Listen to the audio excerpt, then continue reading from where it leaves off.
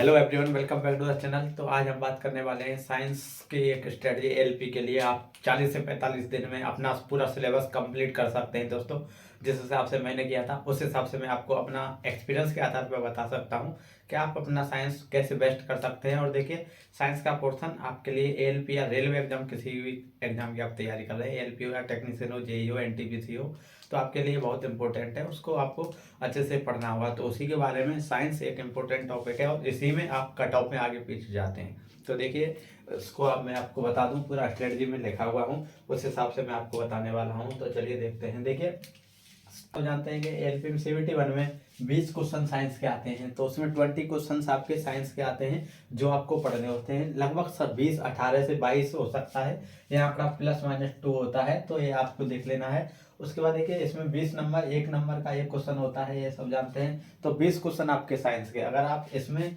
थोड़ा सा भी लापरवाही बरत गए तो आपका सिलेक्शन दूर हो सकता है, क्योंकि देखिए बाकी सिलेबस में क्या है, मैथ है, रीजनिंग है, और जीएस है, और जीके है। और ये सब्जेक्ट हर कोई स्टूडेंट पढ़ा हुआ होता है। अगर आपको, क्योंकि मैथ ज़्यादातर आप किसी का भी देखेंगे कंपटीशन एग्जाम की तैयारी कर रहा है, मैथ और रीजनिंग उन लोगों का बहुत अच्छा रहता है। लेकिन साइंस रेलवे स्टूडेंट के लिए बहुत इंपॉर्टेंट है। अगर आप साइंस में मेहनत कर लेते हैं तो आप थोड़ा सा ऊपर उस ग्राफ में चले जाते हैं, क्योंकि मैथ, साइंस, रीजनिंग सब लोग साइंस नहीं ज़्यादातर ध्यान देते हैं, रेलवे के लिए पढ़ते हैं, बाकी का मैथ रीजनिंग पढ़ते रहते हैं। तो उसके लिए देखिए, साइंस में सिलेबस की बात की जाए तो सिलेबस में आप सब जानते हैं फिजिक्स पूछा जाता है। अब देखिए, फिजिक्स में न्यूमेरिकल क्वेश्चंस आते हैं। न्यूमेरिकल सीबीटी 1 में थोड़ा कम आता है, सीबीटी 2 में इसका संख्या बढ़ जाता है। उसके लिए आपको क्या करना है, देखिए न्यूमेरिकल की बात की जाए, एनर्जी पे आ जाएगा। बहुत सारी वैल्यूज होती हैं, वो पूछी जा सकती हैं कि कैपिटल जी का मान क्या है, स्मॉल जी का मान क्या है, या एवोगैड्रो संख्या क्या है। इस प्रकार के क्वेश्चन आपको देखने को मिलेंगे। और इसका फिजिक्स का न्यूमेरिकल बहुत सारी जो होती हैं, डायमेंशन होती हैं, विमाएँ होती हैं, और सूत्र होते हैं, ये सब आपको देखने होंगे, ये सब पूछे जाते हैं। उसके बाद केमिस्ट्री में देखिए दोस्तों, 2018 की भी बात की जाऊँ, और इससे पहले भी मैं प्रीवियस क्वेश्चंस आपको बता रहा था, उसमें भी मैंने बताया था कि 2018 में पीरियोडिक टेबल और केमिकल फार्मूला बहुत ज़्यादा पूछे गए थे। तो आपको केमिस्ट्री भी पूरी ही पढ़नी होगी, जैसे बेकिंग पाउडर है, क्लोरीन है, ये बहुत सारे फार्मूला जो होते हैं, एसिड बेसिस, ये सब कुछ आपको पढ़ना होगा केमिस्ट्री का।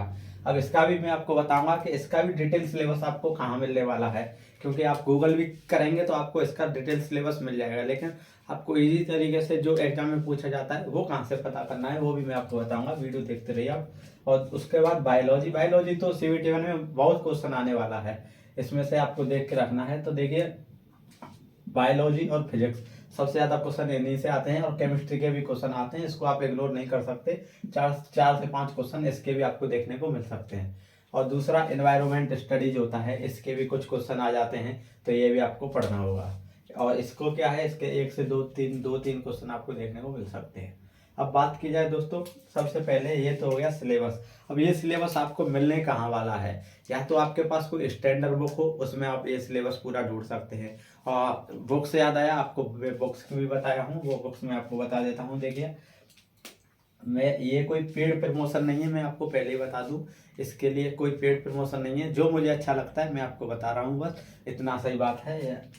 बुक्स की बात की जाए तो एक मार्केट में अभी रेलवे एग्जाम के लिए एस के झा सर हैं, एक उनकी बुक है, बहुत अच्छी बुक है, वो आप ले सकते हैं। उसमें क्या है, आपको topic wise physics, chemistry, biology सारा पोर्शन अलग है, एनवायरनमेंट का अलग है, उसके थ्योरी एनसीईआरटी बेस्ड थ्योरी दी गई है, वो बुक बहुत अच्छी है। अगर आपने नहीं खरीदी है, खरीद लीजिएगा। और उसके बाद उसमें क्वेश्चंस भी दिए गए हैं, न्यूमेरिकल भी हैं उसमें, तो वो आप वहाँ से ले सकते हैं। और उसके बाद सबसे अच्छी चीज़ ये है, बुक आपको बोर नहीं होने देगी, आप उसको पढ़ेंगे तो अच्छा लगेगा आपको।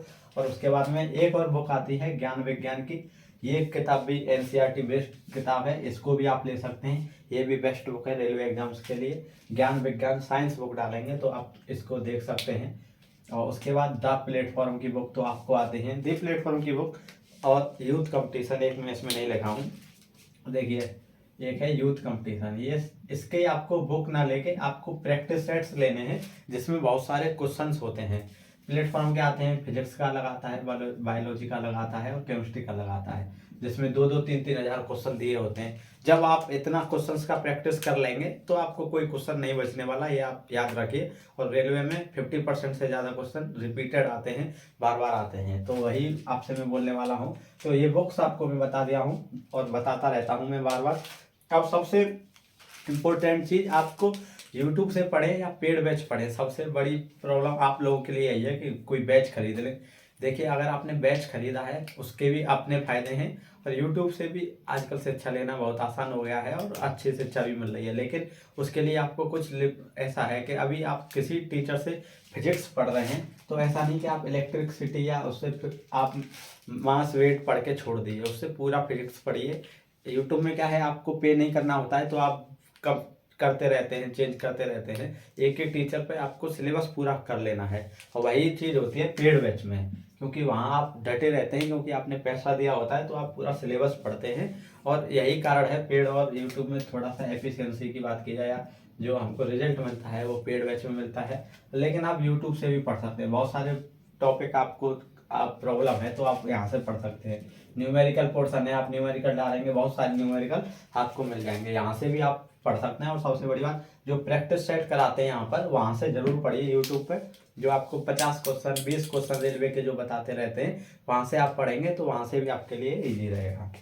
उसके बाद में देखिए, अगर आपने पेड बैच ले रखा है तो अच्छी बात है, नहीं लिया है, अगर आप लेने योग्य हैं तो ले सकते हैं, अन्यथा आप यूट्यूब से भी पढ़ सकते हैं। लेकिन याद रखिए, रेगुलरिटी और एक ही टीचर से आपको पढ़ना है, चाहे वो साइंस हो या फिर और कोई सब्जेक्ट हो, उस हिसाब से आपको पढ़िए। अब देखिए, बात की जाए तो सबसे मेन चीज क्या है, देखिए प्रैक्टिस सेट की बात। प्रैक्टिस सेट के लिए मैंने आपको बताया है, यूथ पब्लिकेशन और दी प्लेटफॉर्म की बुक आती है। यूथ कंपटीशन में क्या है, 2018 के सारी शिफ्ट के क्वेश्चन आपको मिल जाएंगे। और वो आप प्रैक्टिस सेट कहाँ से लेंगे, तो देखिए प्रीवियस ईयर सेट है, ये आपको 2018 के जो हुए थे, या तो यूथ कंपटीशन में ये दोनों प्रैक्टिस सेट और ये दोनों आपको मिल जाएंगे।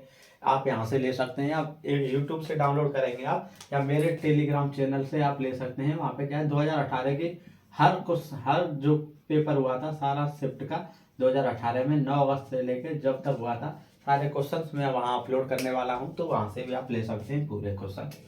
और उसके बाद में देखिए, ऑनलाइन टेस्ट कैसे लगाएं। तो देखिए दोस्तों, ऑनलाइन टेस्ट लगाने के लिए सबसे पहले आपको क्या करना है, सिलेबस को पूरा करना है। उसके बाद ही पहले आपको ये सब पढ़ लेना है, उसके बाद आप ऑनलाइन टेस्ट पे जाएंगे, प्रैक्टिस लगाएंगे, उसके बाद टेस्ट लगाएंगे। जो भी टेस्ट लगाते हैं आप, कंबाइंड टेस्ट सब सब्जेक्ट का, तो उससे पहले इसे आपको नहीं लगाना है जब तक आप सिलेबस कंप्लीट नहीं किए हैं। तो उसके बाद नोट्स देखिए, सबसे पहले आप पढ़ेंगे क्या, लेक्चर्स आपको देखने हैं, चाहे आप यूट्यूब से देखिए या पेड बैच से देखिए। लेक्चर देखने हैं, और लेक्चर देखने के बाद उसके नोट्स जरूर बना लेने हैं। ये आप दोस्तों गलती करते हैं कि नोट्स नहीं बनाते हैं, वीडियो देखते जाते हैं, वीडियो देखा, स्क्रॉल किया, खत्म हो गया, तब तक तो आपको वो चीज़ें आती हैं, लेकिन 10 दिन बाद 15 दिन बाद आप कुछ ना कुछ चीज़ भूल गए होंगे। और इसीलिए इसको नोट्स से रिवाइज किया जाता है, रिवाइज करना है नोट्स बनाने के बाद। आज आप पढ़े, 2 घंटा पढ़े या 3 घंटा पढ़े, उसके बाद आपको उसको रिविजन करना है अगले दिन, उस समय नहीं, क्योंकि उस समय तो फ्रेश आपको याद रहेगा, आपको लगेगा सब आता है मुझ पर, लेकिन अगली मॉर्निंग में या नाइट में आपको ये सब रिवाइज करना है। उसके बाद में क्वेश्चंस लगाने हैं, क्वेश्चंस यही जो बुक मैंने बताई है यहाँ से लगा सकते हैं, या उसके बाद थ्योरी पढ़ के देखेंगे तो आपको एक अलग ही कॉन्फिडेंस देखने को मिलेगा। आप वीडियो नोट्स देख के रिवाइज करने के बाद किताब पढ़ेंगे तो आपको अच्छा लगेगा, क्योंकि डायरेक्ट किताब पढ़ेंगे बहुत सारे टेक्निकल वर्ड आपकी समझ में नहीं आएंगे, तो आप रटने से कुछ नहीं होगा। कंसेप्ट क्लियर होने के बाद पढ़ेंगे, सारी चीज़ें क्लियर होती चली जाएंगी, स्मूथ होती चली जाएंगी। उसके बाद में आपको टेस्ट लगा लेना है।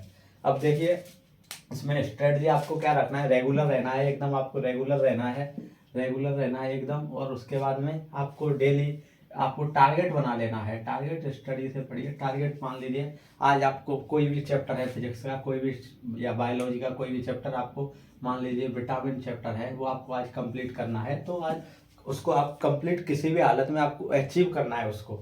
और ऐसा नहीं है कि थोड़ा पढ़ा छोड़ के आप कल पढ़ेंगे, पूरा टॉपिक एक चैप्टर आज आपने पढ़ा है, शाम में रिवाइज करना है, नोट्स बनाने हैं, अगले दिन अगला पढ़ना है, 7 दिन बाद आपके पास बहुत सारा हो जाएगा। एक बार रिवाइज करके पूरा नोट्स अपना पलट देना है। इससे क्या है, बहुत इजी तरीके से होगा। और देखिए, आपको अभी ये अजीब लग रहा होगा, लेकिन आपको कुछ तो अलग करना होगा। इतनी कम वैकेंसी में अपनी एक नौकरी सुनिश्चित करने के लिए थोड़ी सी तो एफर्ट आपको लगानी होगी।